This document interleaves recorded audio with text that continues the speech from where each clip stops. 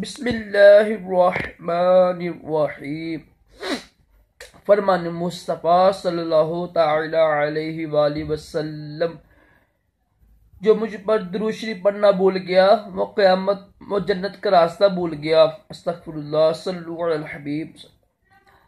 जुमेरात के दिन सफ़र फरमाना भी सुन्नत मुबारका है। फ़र्ज आलूम के लिए दावत इस्लामी के मदनी काफ़िले में सफ़र कर नमाज को रस करें, हफ्तावार सुन्नतों व इज्तिमा में शिरकत किया करें। राशिद अतारी रूहानी इलाज लेकर पेश खिदमत है। आज मैं एक बहुत ही अहम बीमारी है, मर्दों में भी औरतों में भी होती है, क्योंकि हदीस पाक में है ना कि नबी पाक अलैहि सल्लम ने फरमाया कि जब मफहूम है, जब औरत को एहतलाम होता है, तो हमारी अम्मी जान ने अर्ज किया था कि क्या औरतों को भी एहतलाम होता है? नबी पाक ने फरमाया था हाँ जी, औरतों को भी एहतलाम होता है, और औरतें भी अपने उंगलियों से गलत काम करती हैं, और इससे पे ना इस पर गुनाह भी होता है, ये हराम है। कहने का मकसद ये है, अब ये जो होता है नाइट फॉल एहतलाम होना, इसकी अल्हम्दुलिल्लाह बहुत ही मुजरब दुआ समझ लें, वजीफ़ा समझ लें, रूहानी इलाज समझ लें।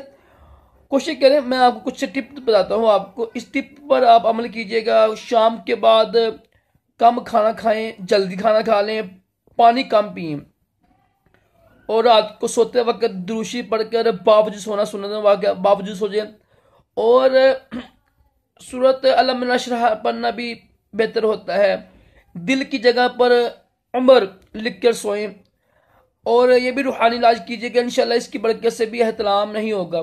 कोशिश करें, जो लोग पेट के बल सोते हैं ना, यानी पीठ आसमान की तरफ होती है उनकी, ये जहन्नुमियों का तरीका है।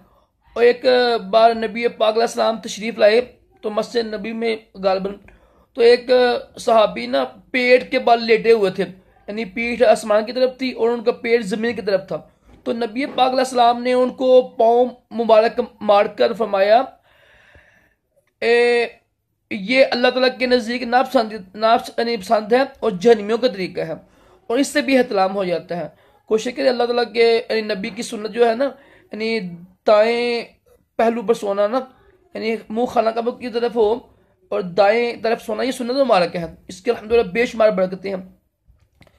तो अव्वल आखिर दुरूशी पढ़ कर अल्लाह का नाम है या मुतकब्बिर, ये पढ़ लें, 100 बार पढ़ना है आप, या मुतकब्बिर पढ़ लें, या फिर आखिर में पेश पढ़ सकते हैं या मुतकब्बिरू, ठीक है। ये पढ़ के सोचें, इंशाअल्लाह अल्लाह ताला के फजल व करम से एहतलाम से बच जाएंगे आप। यकीन कम होना चाहिए इंसान के ना दिल में। अल्लाह ताला हम सबको एहतलाम और तमाम जिस्मानी रूहानी बीमारियों से महफूज रखें। अगर महीने में 2 बार एहतलाम हो ना, अगर ज़्यादा सेहत है तो 3 बार हो तो ये बीमारी नहीं होती, अगर 5, 6, 7, 10 बार हो तो फिर बीमारी होती है। महीने में कम से कम 1 बार भी हो, अगर नाना ना हो, मिसाल किसी को महीने में होता ही नहीं, 2 महीने में किसी को नहीं होता, तो ये भी बीमारी नहीं होती है, ठीक है। महीने में कम से कम 1 बार अगर हो जाए, 2 बार हो जाए तो बीमारी नहीं है, अगर ना हो तो फिर भी बीमारी नहीं है, लेकिन ज़्यादा होना बीमारी है।